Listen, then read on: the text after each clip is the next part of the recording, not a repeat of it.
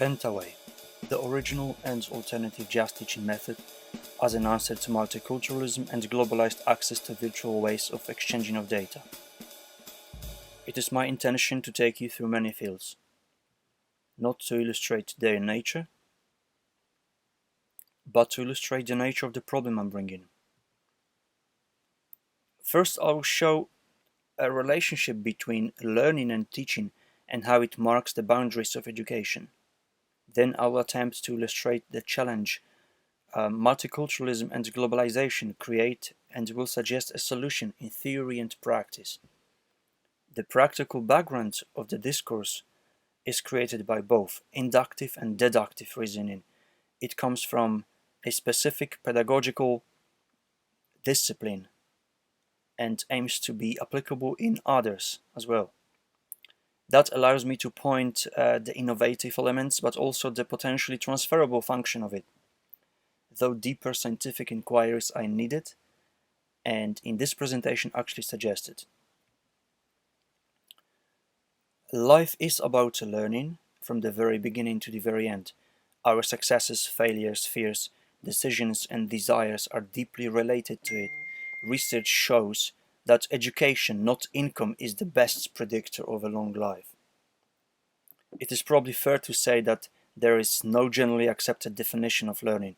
However, many of the crucial aspects of it can be understood by saying that it is a relatively permanent change in behavior as a consequence of experience. So it is a time-sensitive subject. By tomorrow my memory will be storing and manipulating a different number of reflections of past experiences. It can be metaphorically acknowledged that every day I become someone else. I will respond in a different way to the same event. Incorporating behavior into the description is important as it is followed by biological and mental adjustments. So the human B or C or D could be born.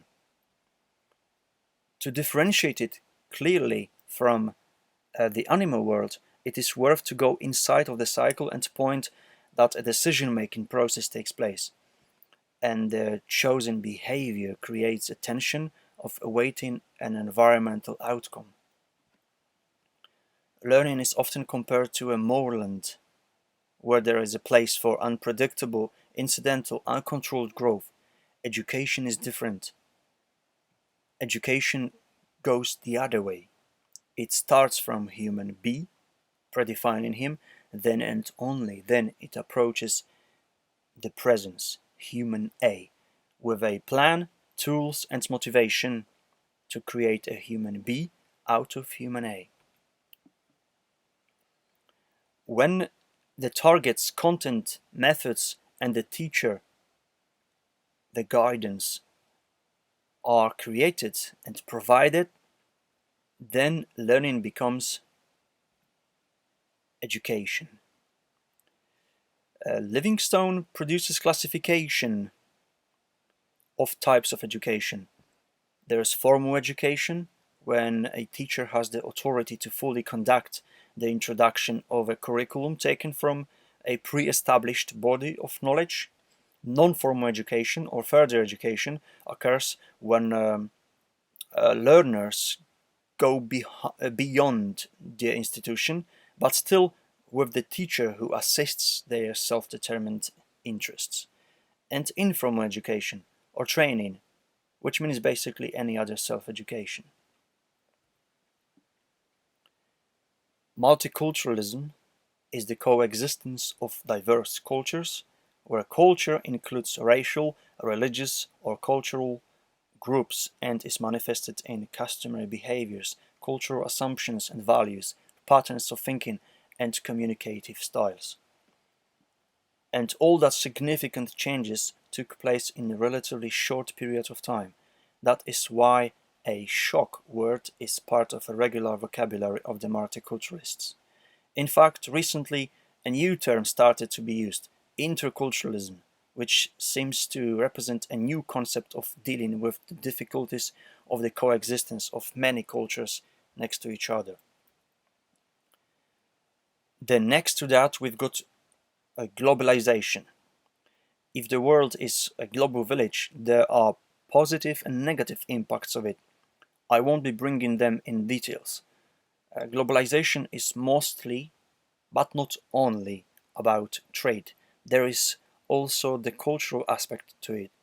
When different cultures meet and people get to know and understand the various ways of life and hopefully accept them, then that's what happens. Technology gave us accessibility to so many options that making a choice is now rather a difficult task, with a huge cost, especially that we are a subject of a professional encouragement in a form of commercial business projects. So we end up often choosing something we don't really want, but we are in a perfect professional way encouraged to do that, pushed, nearly forced sometimes. That all creates a lot of complexity, with which often leads to a confusion, something we don't want in education.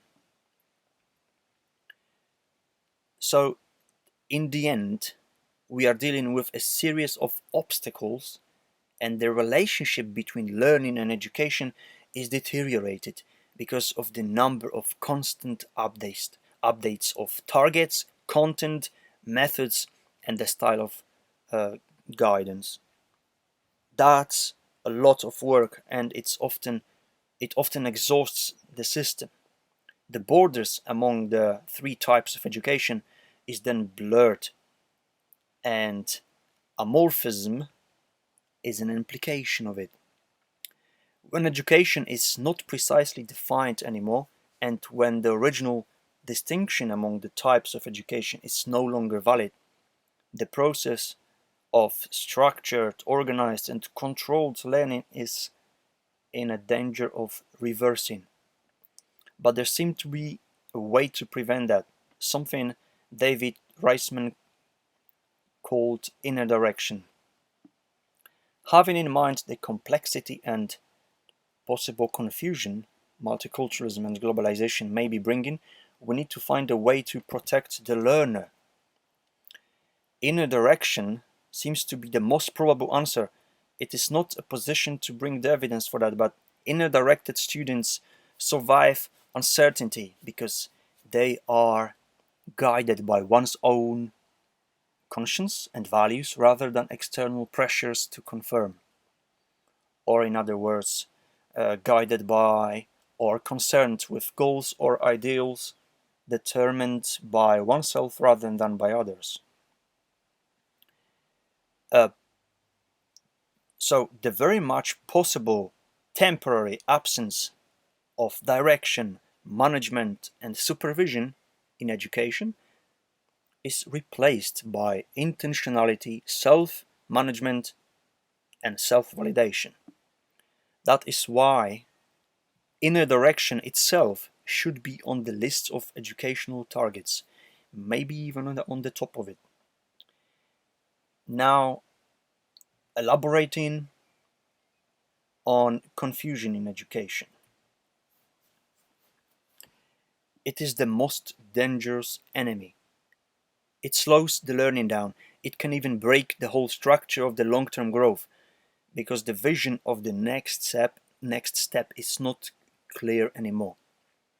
I'd like to suggest a solution, a generic symbolism, which means essentially using universal intersubjective symbols for communication. In this context, it may sound too general and vague, but to show how much applicable it is, I'll briefly present how I incorporated it in a very specific territory, jazz education. To demonstrate the idea of bringing generic symbolism to education in globalized and multicultural worlds, I will show how it may function in practice. The method is called PENTAWAY. and its main purpose is to teach the theory behind improvisation, the key skill in jazz. Big and difficult part of teaching jazz is introducing scales and chords. Learning and practicing them can be long and discouraging. Pentaway explains and pictures structures of the scales and chords using descriptions like dark, bright, or high, low, heavy, light, or top, bottom. Again, I won't be teaching jazz here, but we'll go through particular orders of photos with bricks and ask you to try to find the logic in the movement of the red and yellow elements of the structure. I'm passionate about what is going on here, but will resist the temptation of starting to explain the emotional background of each of those towers.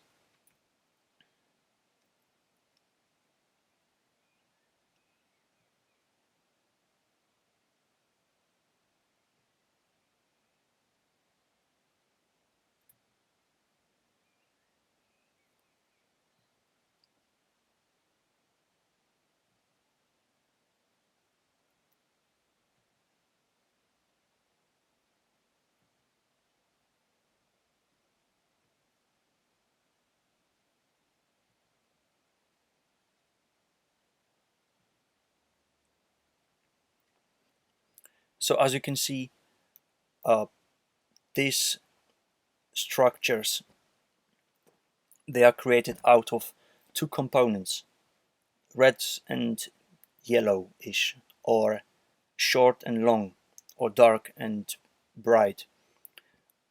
When that kind of picturing of the structure of the scales is established and rooted, I start to use a bit more mobile tools like wooden blocks.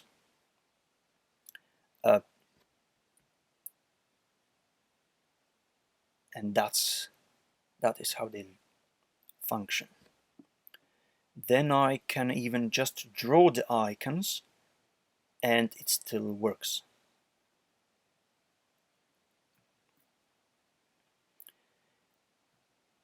Now here is an example from one of um, some of mine some of my most recent teaching sessions with a student from Poland. I started with a live session setting up the mindset, explaining my intentions and principles of the method. Then recording a video with a short presentation using symbolic terms, movements, forms, and demonstrations was enough. It was understood. After that, I sent just a picture and got the type of answer that is responsible for a big change in my teaching career. I think I know what it is, she said. So without any live sessions, without any videos recorded, she knew what it was and what to do about it. She straight turned into action, practicing it the right way. As I've already said, this is a specific situation in a specific field, brought not as a scientific evidence supporting the discourse, but rather a voice of a particular illustrating of a particular um, practitioner illustrating a relatively modern problem and bringing an optimistic perspective for future research. Uh, to sum up the main concept of this presentation,